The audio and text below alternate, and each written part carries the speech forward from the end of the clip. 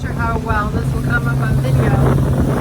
Right here is where the Mississippi is met with the Missouri River. You can see it on our chart plotter that we're having a river come in from the right.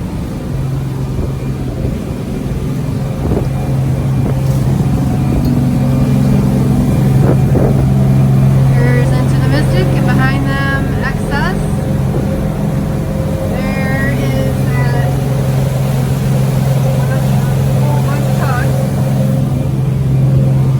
we're up pretty early, so they're still getting ready. And here's the Missouri River.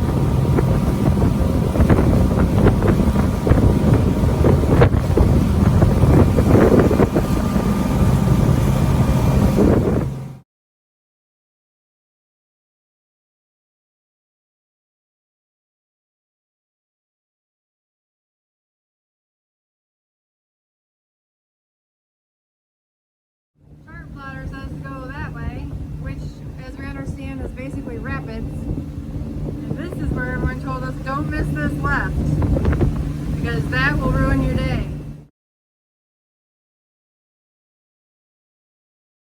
This is the entry to the chain of Locks Dam. Or no, Lock and Dam. There are two chambers, and we are going to the main chamber on the left.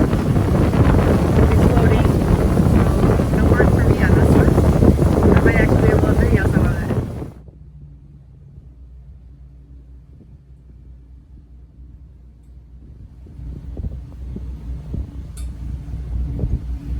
So we're getting kind of lucky today because there's not been, most of the barges have been at the side of the river.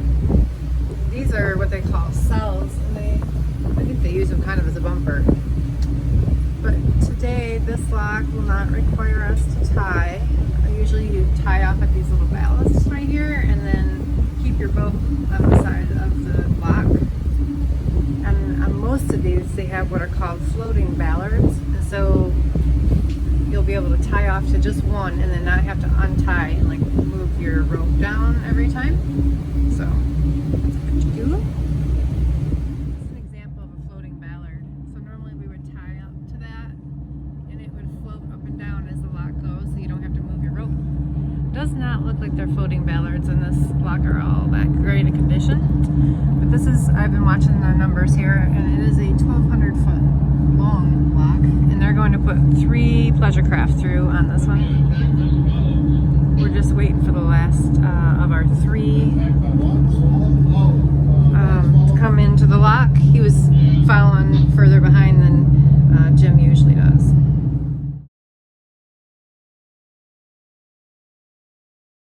Okay, so now all 3 of us are in the chamber, and you can see the gate lifting right there. So we all drove over that. So they're lifting it up and gonna close us in. I'm not sure how high it will go. I think it's pretty high, so I'll capture it once it's all the way up. You don't need to watch. It's like watching grass grow. Okay, so Carrie is doing the best we can to keep us in the center with the wind blowing. Everyone's kind of maneuvering their boat a little bit to stay off the wall.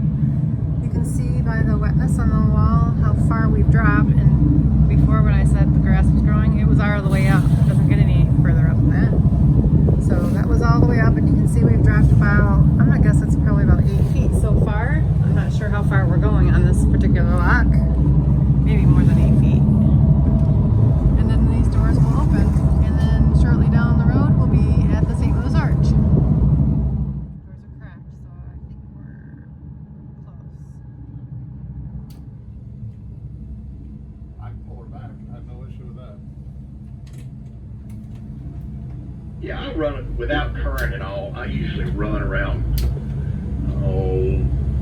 10, which on that current back there before we got off the river, that'd be about 13. So I could run slower if y'all want to, but it doesn't bother me. From now on, everybody's on their own anyway. I'm gonna run around 9 or 10 plus the water.